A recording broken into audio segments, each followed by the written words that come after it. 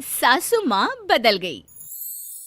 कहानी उस घर की है जहाँ बहू और बेटी को एक माना जाता था, लेकिन फिर अरे शिखा बेटा, तू रसोई में क्यों घुसी रहती है? जा, रोटी मैं बना लूंगी। नहीं नहीं माँ जी, आप बैठिए, बस सारा खाना बन ही गया है। श्वेता को बोल देती हूँ, वो खाना लगा देगी सबका। सॉरी भाभी, मेरे पास वक्त नहीं है। माँ, मुझे पैसे देना, पार्लर जाना है। हाँ हाँ चली जाना, भाभी को भी ले जाना। वो भी जाने को बोल रही थी पार्लर, पर पहले ना मदद कर दे उसके खाना लगाने में। देख माँ, वो बहू है, उसे बहू रहने देना, इतना सर पर मत चढ़ा भाभी को। श्वेता, ज्यादा मत बोला कर। बहू और बेटी में कोई फर्क नहीं होता है। जा जाकर काम कर। ननद को माँ का भाभी से इस तरह प्यार करना बिल्कुल अच्छा नहीं लगता। वो बार बार किसी न किसी तरह माँ को भाभी के खिलाफ भड़काती रहती, लेकिन कोई फायदा ना होता। एक रोज, अरे बेटे किशन, जा बहू को कहीं घुमा कर ला। सारा दिन घर में काम करती रहती है। हाँ हाँ माँ, हम लोग जा रहे हैं ना गोवा। अच्छा जी, भाभी ने तो हमें बताया भी नहीं। वैसे तो सारी पंचायत करती है, ये गोवा वाली बात क्यों छुपा गई हमसे? अरे क्योंकि उसे खुद नहीं पता था बहन। मुझे टिकट सस्ती मिल रही थी तो मैंने बुक कर दिया। हाँ शिखा, पैकिंग कर ले, संडे हम जा रहे हैं गोवा। दोपहर में शिखा पैकिंग कर रही थी कि सास आ जाती है। ये क्या बहू, साड़ियाँ? अरे गोवा जा रही है घूमने या फिर शादी में मायके हैं? माँ जी, ऐसा कुछ है ही नहीं, समझ में नहीं आ रहा क्या रखूं कपड़े में। अरे तेरी और श्वेता की साइज तो एक ही है। उसके कुछ मॉडर्न कपड़े ले ले, आकर लौटा देना। हाँ माँ जी, ये ठीक रहेगा। शिखा श्वेता के पास जाती है और उससे कपड़े मांगती है। ना जी ना, मैं अपने कपड़े ना दूं, वैसे भी फैल जाएंगे मेरे कपड़े, बहुत महंगे वाले हैं। शिखा मुंह लटकाकर कमरे में आ जाती है तो सास कहती है, चल तैयार हो जा, तुझे मैं शॉपिंग करा कर लाती हूँ गोवा की। बस फिर क्या था, सास बहू निकल जाते हैं मार्केट और एक से बढ़कर एक ड्रेस खरीद कर घर आते हैं।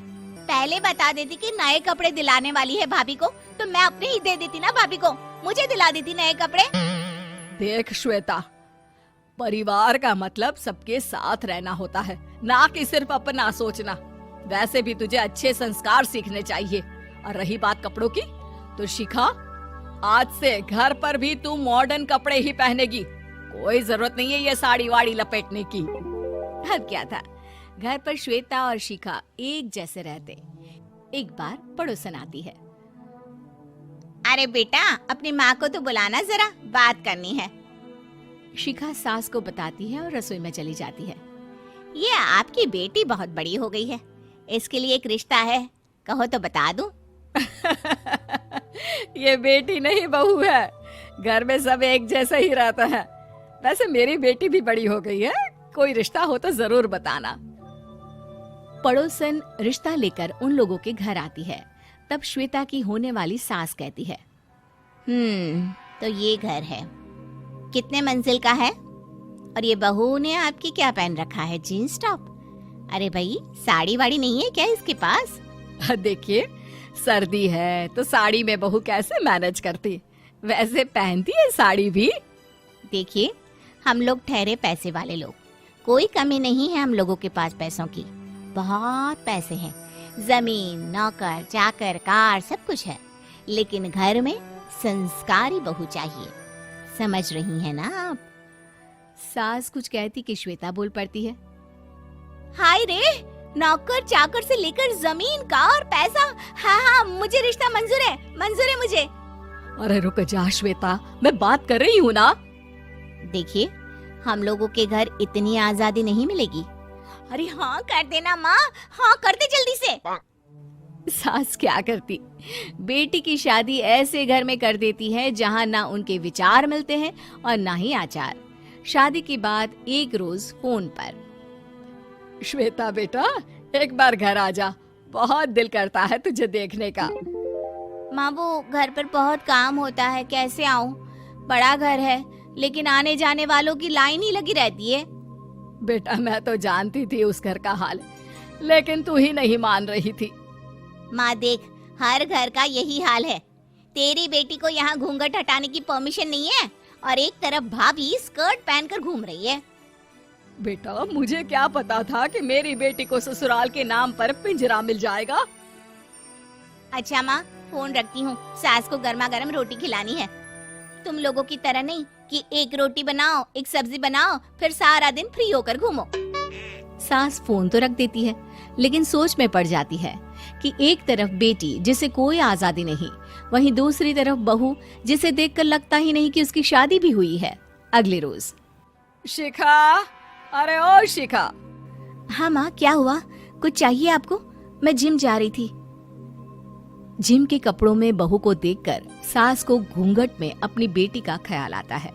देख बहू, घर में बहू की तरह रहा कर। इतने टाइट कपड़े पहनकर जिम जाना पसंद नहीं मुझे। जा जाकर रोटी बना। रोटी? माँ अभी तो शाम के 6 बजे हैं, इस वक्त रोटी? अब क्या मेरे खाने पीने पर भी पहरा है?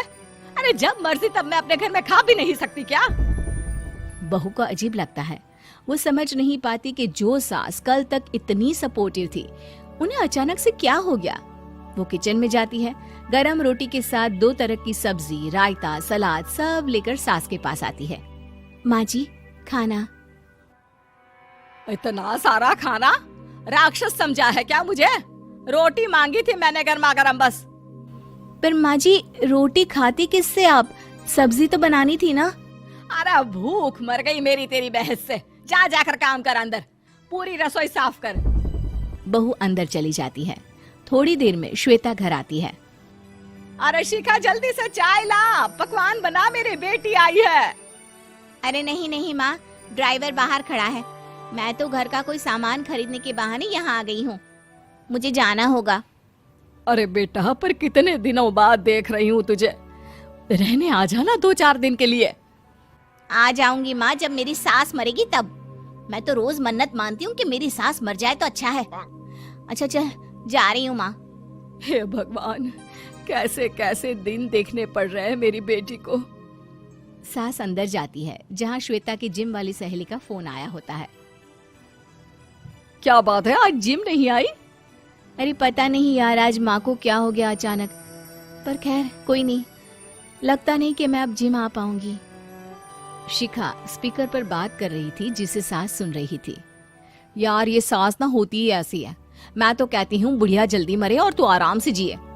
शिखा को सहेली की बात पर गुस्सा आ जाता है। माँ के मरने की कौन सा बच्चा दुआ मांगता है मोहिनी?